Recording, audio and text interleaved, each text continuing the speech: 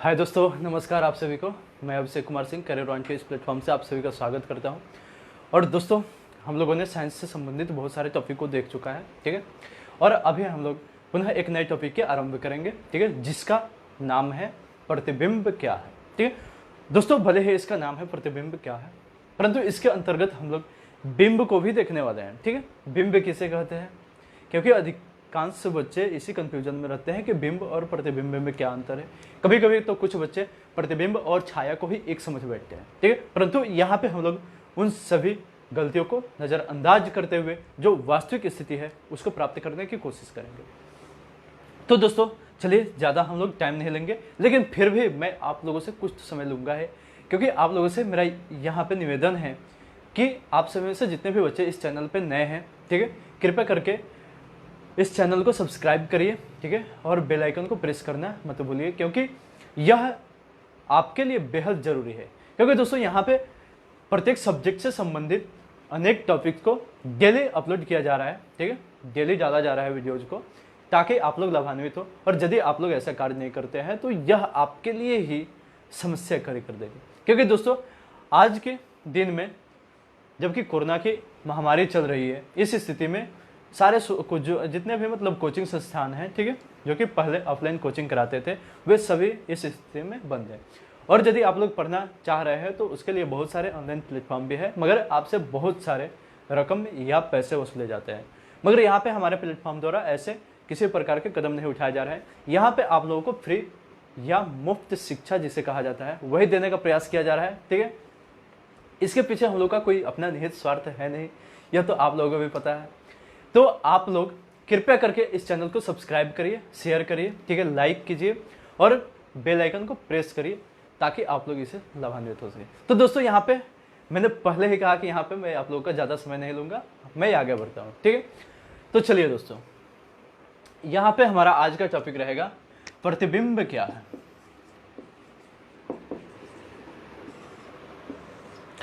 ठीक है दोस्तों, प्रतिबिंब को देखने से पहले सबसे पहले इसको समझने के लिए जो आवश्यक पहलू है उसको हम लोग समझेंगे, ठीक है, ताकि बीच में हम लोग किसी दूसरे पॉइंट पे न जाए। तो दोस्तों, आइए इसे हम समझते हैं। प्रतिबिंब जो है यह प्रति प्लस बिंब से बना हुआ है। किससे बना हुआ है? प्रति प्लस बिंब। यानी कहने के लिए यह एक शब्द है, मगर इसके अंतर्गत दो शब्द छुपे हुए हैं और उन दोनों शब्दों के पीछे राज भी। और वे दो शब्द कौन कौन से हैं? प्रति और बिंब, ठीक है। यहां पे देखिए, प्रति प्लस बिंब। तो दोस्तों, यहां पे तो सबसे पहले हमें यह समझना जरूरी है कि बिंब क्या होता है, ठीक। यहां पे देखिए, नाम को सुनकर के आपके पास कंफ्यूजन आ रहा होगा, मगर इसमें कंफ्यूजन करने वाली कोई बात ही नहीं, क्योंकि जो बिंब होता है ना, उसी को वस्तु भी कहा जाता है। बिंब को ही वस्तु कहा जाता है, अर्थात वस्तु को ही बिंब कहा जाता है, ठीक है। अर्थात कोई भी वस्तु है उसे हम लोग बिंब कहेंगे, ठीक है। यानी वस्तु का ही पर्यायवाची शब्द है बिंब। मगर नाम को सुन करके हम लोगों में कंफ्यूजन हो जाता है, कभी कभी तो प्रतिबिंब और बिंब को ही एक समझ लिया जाता है। तो ऐसी गलती करने की कोशिश नहीं करेंगे हम लोग यहाँ, ठीक है। और इस प्रकार जो प्रतिबिंब का मतलब हुआ, ठीक है, उसका मतलब यह हुआ कि जो वस्तु का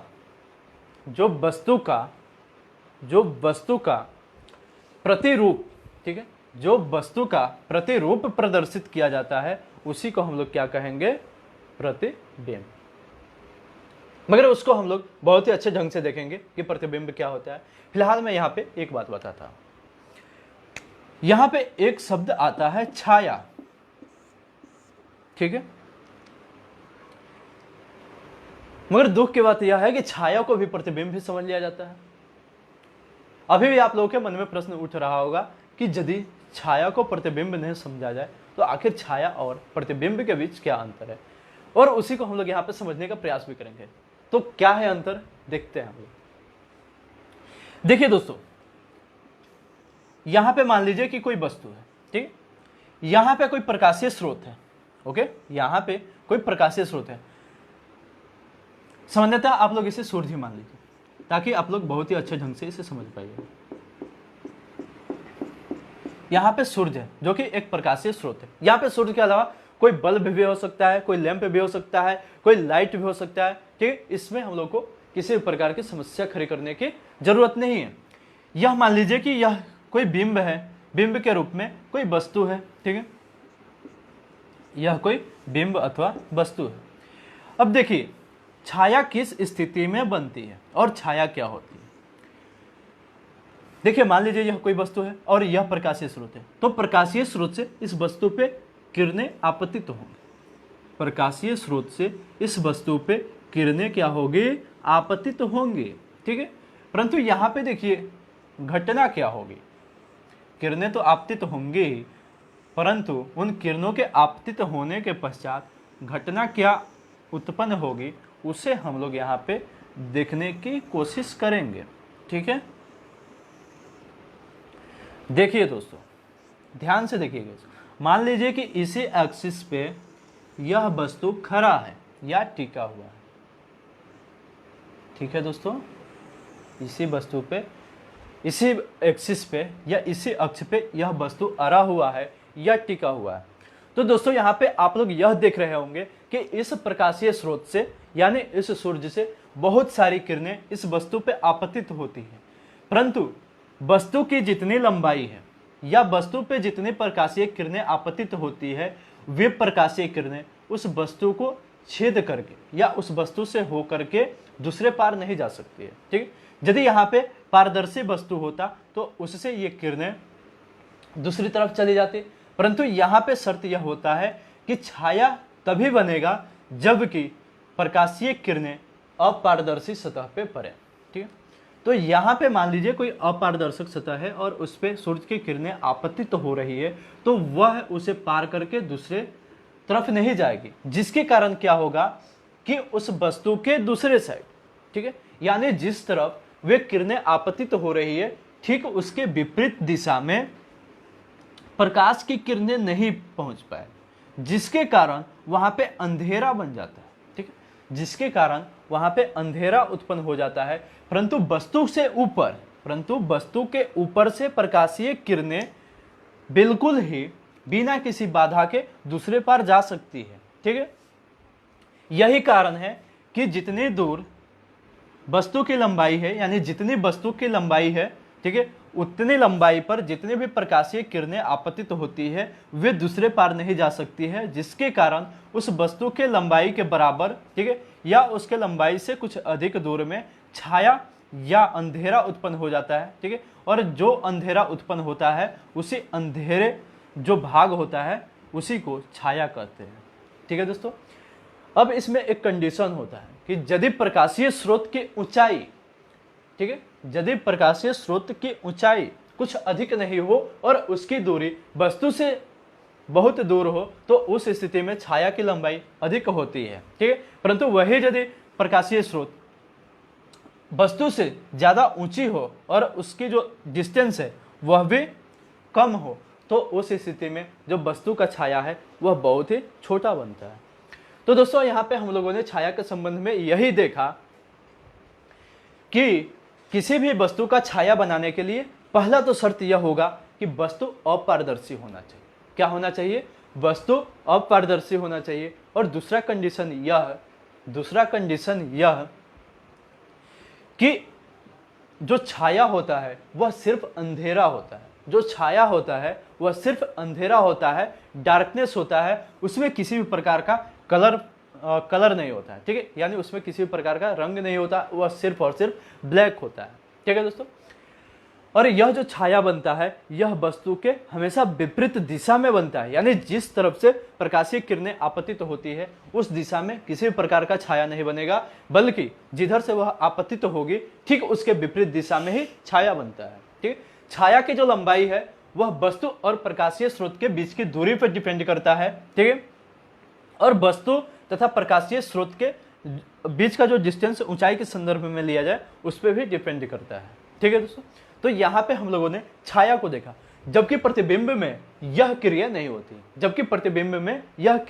होती है, यही कारण मैंने बताया कि छाया और प्रतिबिंब में अंतर होता है। तो अब हम लोग यह देखने का प्रयास करेंगे कि प्रतिबिंब क्या होता है। तो दोस्तों उसे हम लोग यहाँ पे देखते हैं। मान लीजिए कि यह तीनों दर्पण है, मान लीजिए यह तीनों दर्पण है, क्योंकि एक दर्पण के बारे में यदि मैं आप लोगों को बताऊंगा तो आप लोगों के मन में डाउट उत्पन्न होते रहेंगे कि यदि वहां पे उत्तल दर्पण रहता तो क्या होता, यदि अवतल दर्पण होता तो क्या होता, यदि समतल दर्पण होता तो क्या होता। तो यहाँ पे डाउट करने की कोई बात ही नहीं है। यहाँ पे मैं टोटल जो प्रतिबिंबीय संरचना है उसको बताऊंगा, ठीक है। यहाँ पे देखिए, यह हो गया मेन एक्सिस, इसमें भी हो गया मेन एक्सिस, इसमें भी मेन एक्सिस अर्थात मुख्य अक्ष। तो दोस्तों देखिए,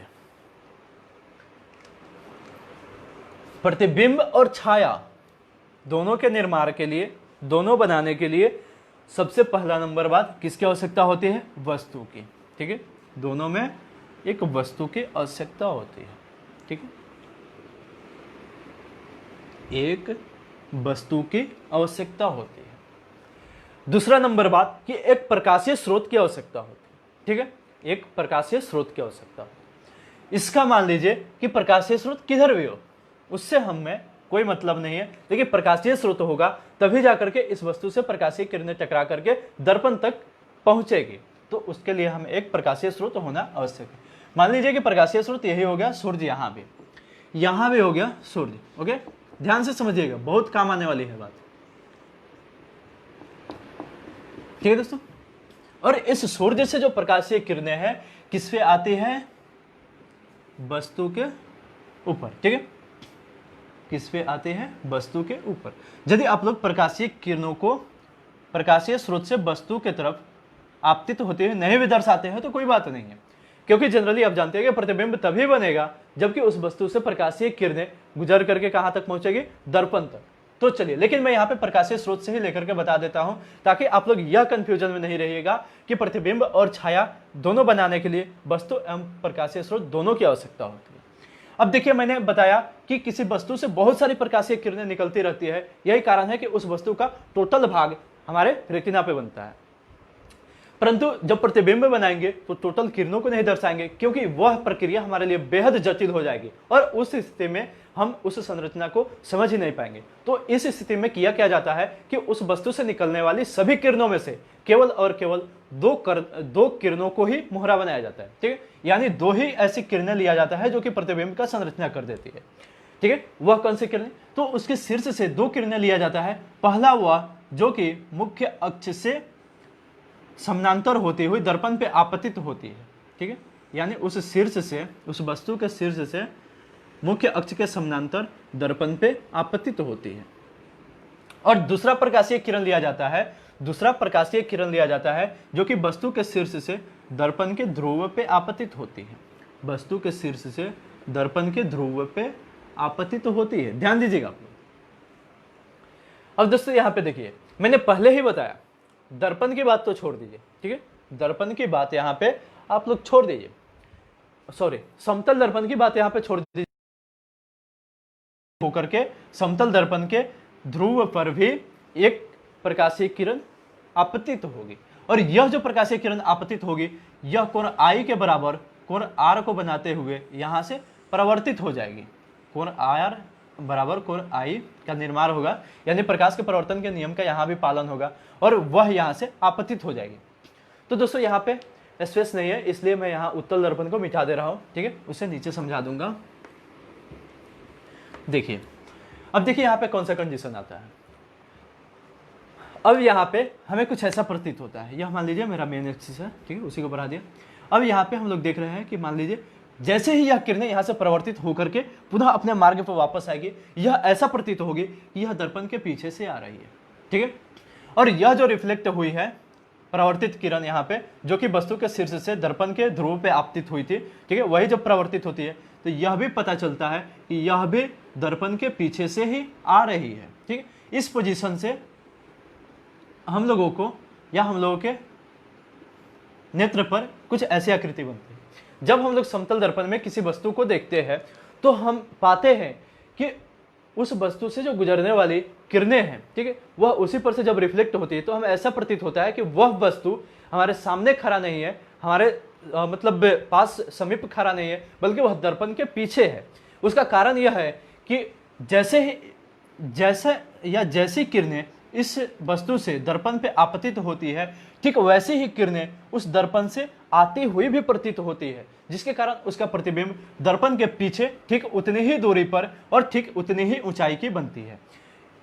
और दोस्तों यहाँ पे हम लोगों ने यह भी देखा कि यह जो प्रकाशीय किरणें हैं एक दूसरे को स्पष्ट रूप से विभाजित नहीं करती है, बल्कि यह विभाजित करती हुई प्रतीत होती है। यही कारण है कि इस प्रतिबिंब को, यानी इसके द्वारा जो प्रतिबिंब बनेगा उसे हम लोग आभासी प्रतिबिंब कहेंगे, यानी काल्पनिक प्रतिबिंब कहेंगे, ठीक है। और काल्पनिक प्रतिबिंब होने के कारण इसे पर्दे पे नहीं उतारा जा सकता है, क्योंकि हम लोग जब दर्पण में, समतल दर्पण में किसी प्रतिबिंब को देखेंगे तो वह हमें उस दर्पण के पीछे नजर आएगा, और हम लोग जब चाहेंगे कि उस दर्पण के पीछे किसी पर्दे को लगा करके उस प्रतिबिंब को उतार ले तो वह संभव ही नहीं हो पाएगा, क्योंकि वह जो प्रतिबिंब है सिर्फ हमें प्रतीत हो रहा है कि वह दर्पण के पीछे बन रहा है, मगर ऐसा होता ही नहीं है। तो इस स्थिति में उसे पर्दे पर उतारना संभव नहीं होता है। तो दोस्तों हम लोगों ने यहाँ पे यह देखा कि किसी भी समतल दर्पण में जो प्रतिबिंब बनता है, ठीक है, वह आभासी होता है, सीधा होता है, ठीक है। वस्तु से जितनी दूरी दर्पण की होती है उतनी ही ठीक पीछे उस वस्तु का प्रतिबिंब भी बनता है, और वस्तु की जो लंबाई होती है या उसकी ऊंचाई होती है ठीक उतनी ही लंबी या ऊंची उसका प्रतिबिंब भी बनता है, ठीक है दोस्तों। तो यहाँ पे समतल दर्पण से निर्मित प्रतिबिंब को हम लोगों ने समझने में सफलता हासिल किया। इसके बाद हम लोग आगे बढ़ते हैं और देखते हैं कि अवतल दर्पण में किस प्रकार किसी वस्तु का प्रतिबिंब बनता है, ठीक है, और उसकी प्रतिकृति या उसकी प्रकृति क्या होती है, ठीक है दोस्तों। तो उसके बाद हम लोग यहाँ पे समझने वाले हैं अवतल दर्पण में प्रतिबिंब का बनना, ठीक है दोस्तों। यहाँ पे देखिए अवतल दर्पण में प्रतिबिंब का बनना। दोस्तों यहाँ पे सारी बातों को नोट कराना संभव नहीं है, इसलिए जब मैं बोल रहा हूं पहले आप लोग उसे समझ लीजिए, और यदि आप लोग उसे लिखना चाहे तो उसे वीडियो को पॉज कर करके उसे लिख भी सकते हैं, ठीक है दोस्तों, क्योंकि यहाँ पे मेरा उद्देश्य है कि कम समय में आप लोगों को ज्यादा मटेरियल उपलब्ध कराना, ठीक है। अब यहाँ पे देखिए, यहाँ भी हम लोग एक वस्तु को लेंगे, और चूंकि पहले ही बताया कि यह एक प्रकाशीय स्रोत के रूप में हम लोगों ने सूर्य को लिया है। सूर्य से बहुत सारी किरणें इस वस्तु पे आपतित होती है, और उस वस्तु से भी बहुत सारी किरणें इस दर्पण पे आपतित होती है, ठीक है। मगर यहाँ पे हम लोग मुख्य रूप से मात्र दो किरणों को ही लेते हैं। पहला जो वस्तु के शीर्ष से होकर के दर्पण पे आपतित होती है, और दूसरी प्रकाशीय किरणें जो वस्तु के शीर्ष से ध्रुव पे आपतित होती है। ध्यान से समझिएगा, यहाँ पे यह हो गया हमारा वक्रता केंद्र C, और यह हो गया मुख्य फोकस F। ओके, C और ध्रुव के बीच की दूरी को वक्रता त्रिज्या कहते हैं, और O तथा F के बीच की दूरी को फोकस दूरी कहते हैं। अब देखिए दोस्तों यहाँ पे होता क्या है। समतल दर्पण में तो हम लोगों ने देखा था कि मुख्य अक्ष के समानांतर जो प्रकाशीय किरणें उस दर्पण पे आपतित हुई वह पुनः उसी मार्ग पे अनंत की ओर प्रवर्तित हो गई। परंतु यहाँ पे देखिए क्या होगा, यहाँ पे तो यह दर्पण के नियम को ही फॉलो करेगा, और वह नियम क्या है कि यदि किसी वस्तु के शीर्ष से निकलने वाली प्रकाशीय किरणें मुख्य अक्ष के समानांतर दर्पण पे आपतित होती है तो वह प्रवर्तित होने के बाद वक्रता केंद्र से होकर गुजरेगी। तो यहाँ पे किससे होकर गुजरेगी? वक्रता केंद्र से होकर गुजरेगी। और दूसरा जो नियम है, ठीक है, दूसरा जो यहाँ वस्तु के शीर्ष से जो किरण इस ध्रुव पे आपतित होती है वह प्रकाश के नियम का पालन, प्रकाश के प्रवर्तन के नियम का पालन करते हुए यह यहाँ से परिवर्तित भी हो जाएगी। यह यहाँ से क्या हो जाएगी? परिवर्तित भी हो जाएगी। ओ सॉरी दोस्तों, यहाँ पे देखिए, यहाँ पे कंडीशन होता है प्रतिबिंब के निर्माण में कि जो किरणें मुख्य अक्ष के समानांतर दर्पण पे आपतित होती है वह मुख्य फोकस से होकर गुजरती है। ठीक है, मुख्य फोकस से होकर गुजरती है। ठीक है, यहाँ पे मिस्टेक किया था, मुख्य फोकस से होकर गुजरती है। ठीक है, तो यहाँ पे दूसरा नंबर हम लोग देखेंगे कि जो वस्तु के शीर्ष से आपतित होने वाली प्रकाशीय किरण है जो कि ध्रुव पे आपतित होती है वह भी यहाँ से प्रकाश के प्रवर्तन का नियम का पालन करते हुए प्रकाश के प्रवर्तन के नियम का पालन करते हुए यह यहाँ से परिवर्तित होती है। तो इस कंडीशन में होता क्या है कि अवतल दर्पण में इन किरणों का, इन परिवर्तित किरणों का स्पष्ट विभाजन होता है। देखिए यहाँ पे वस्तु के शीर्ष से जो मुख्य अक्ष के समानांतर दर्पण पे आपतित किरण होती है वह वहां से परिवर्तित होती है। ठीक है, और परिवर्तित होने के बाद मुख्य फोकस से होकर गुजरती है। ठीक है, यहाँ पे देखिए स्पष्ट तौर पे गुजर रही है, यहाँ पे गुजरती हुई प्रतीत नहीं हो रही है। ठीक उसी प्रकार वस्तु के शीर्ष से जो किरण दर्पण के ध्रुव पे आपतित होती है वह भी यहाँ से स्पष्ट तौर पे परिवर्तित होती है, परिवर्तित होती हुई प्रतीत नहीं होती है। और इन दोनों परिवर्तित किरणों का आपस में स्पष्ट विभाजन भी होता है। और जिस बिंदु पे इनका विभाजन होता है मुख्य अक्ष से उसको मिला दिया जाता है। और यही जो मिलाया गया, यहाँ पे मान लीजिए N और ये हो गया M, यहाँ पे जो,